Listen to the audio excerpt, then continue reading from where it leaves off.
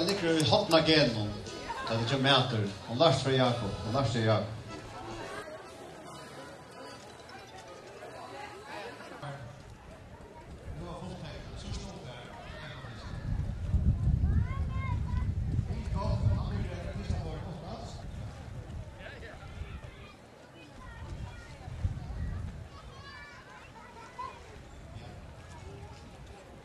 Sen ligger 3, 2, 1, 0.